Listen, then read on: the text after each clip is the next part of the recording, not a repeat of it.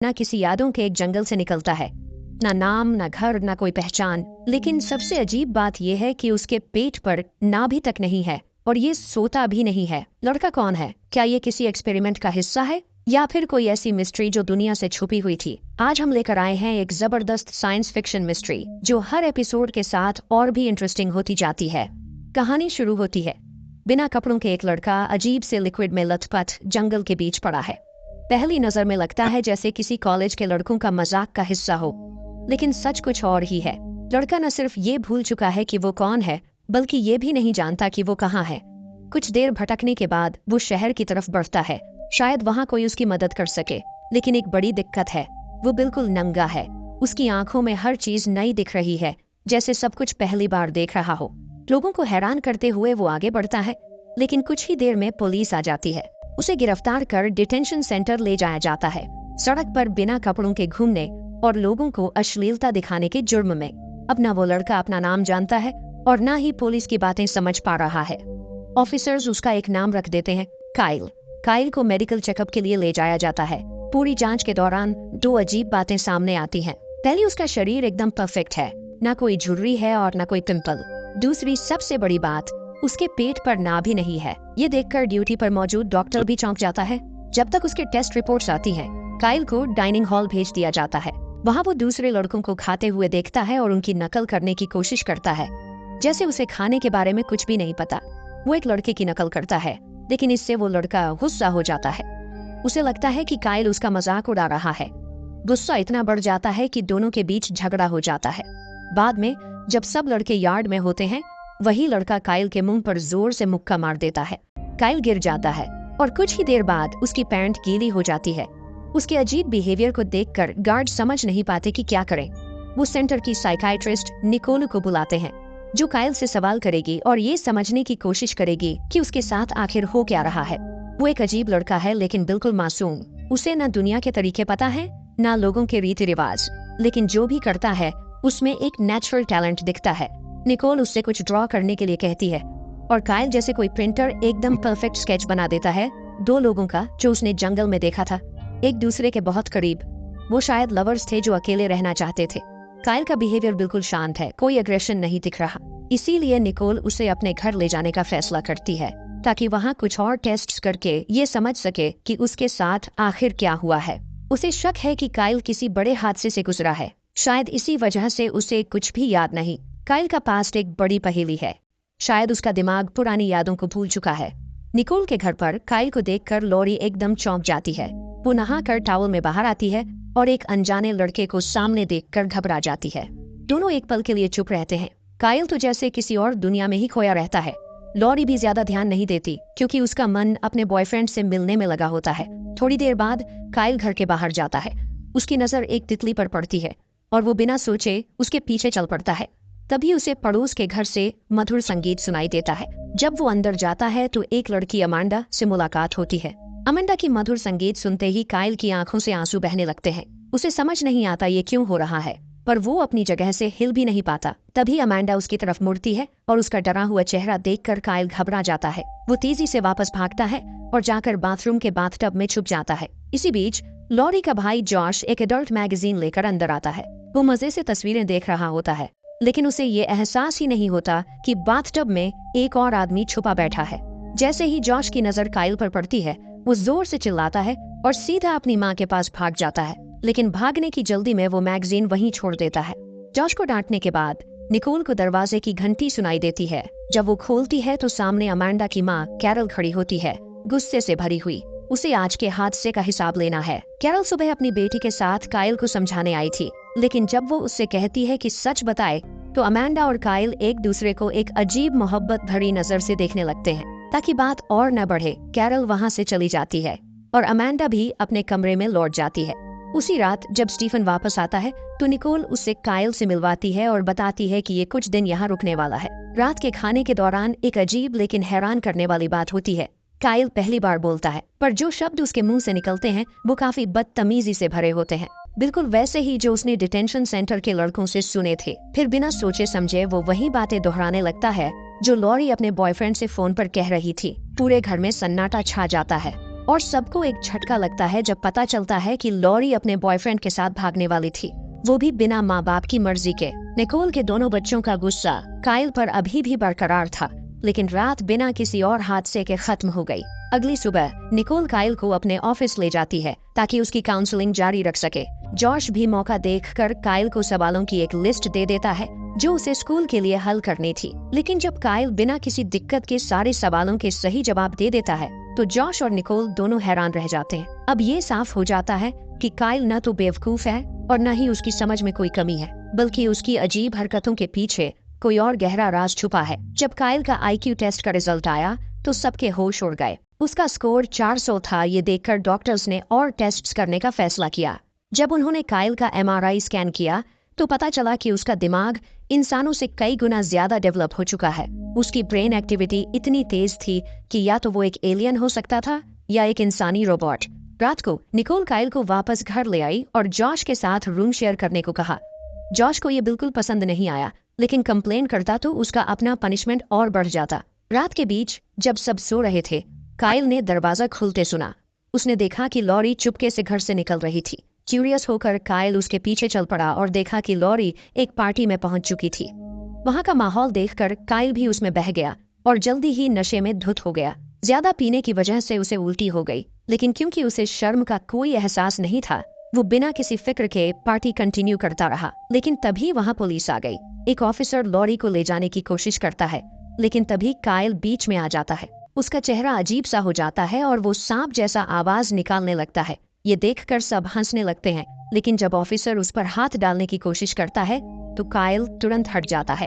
Officer गुस्से में अपना डंडा निकालता है ताकि काइल को सबक सिखा सके, लेकिन काइल न सिर्फ उसके वार से बचता है बल्कि उसे ऐसे शर्मिंदा करता है कि सब जोर जोर से ताली बजाने लगते हैं। ऑफिसर बेइज्जती सह नहीं पाता और हार मानकर वहां से चला जाता है। उस रात काइल लॉरी को सेफली घर ले आता है।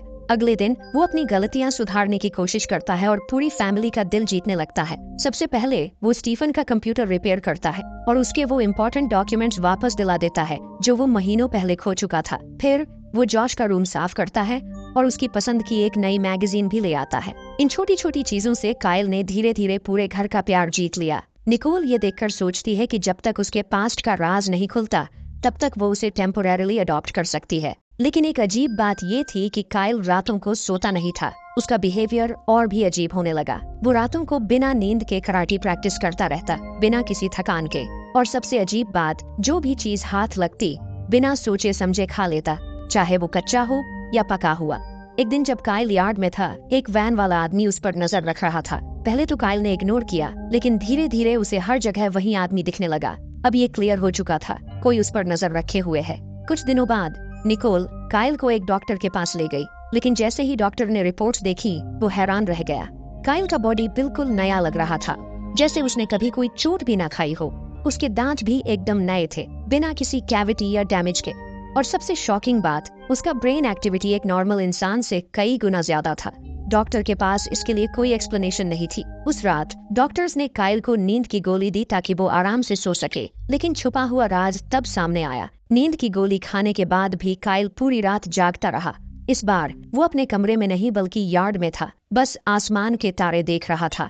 स्टीफन को लगा कि शायद काइल के पास एक्स्ट्रा एनर्जी है जो खर्च करनी चाहिए, इसलिए उसने डिसाइड किया कि वो काइल को रनिंग पर ले जाएगा। स्टीफन एक समय पर खुद एक रनर था और उसे यकीन था कि वो काइल को थका सकता है, लेकिन स्टीफन का आइडिया उल्टा पड़ गया। काइल किसी ओलंपिक एथलीट की तरह दौड़ रहा था और अंत में थकने वाला स्टीफन खुद था, काइल नहीं। थकान और गुस्से के मारे स्टीफन वापस घर जाता है और निकोल से बहस करने लगता है। स्टीफन ने कहा कि काइल इंसान नहीं है और उसे वापस उस जगह जाना चाहिए जहां से वो आया है। ये बातें काइल ने खुद सुनी, इससे उसका दिल टूट गया और वो बिना किसी को बताए घर से भाग गया। स्टीफन ने हर जगह उसे ढूंढने की कोशिश की, लेकिन काइल कहीं नहीं मिला। पुलिस को भी कॉल किया गया, लेकिन उन्होंने कहा कि जब तक 24 घंटे नहीं होते वो कुछ नहीं कर सकते। रात को निकोल को अपने बेड के पास वाली टेबल पर काइल के बनाए कुछ ड्राइंग्स मिली। उनमें एक जगह बनी थी जिसे निकोल पहचानती थी। बिना वक्त गवाए स्टीफन और निकोल टॉर्चेस लेकर वुड्स की तरफ निकल पड़े। आखिरकार उन्हें काइल वहीं मिल गया, वही जगह, वही तरीका, बस तारे देखते हुए खड़ा था, जैसे अपने घर को याद कर रहा हो।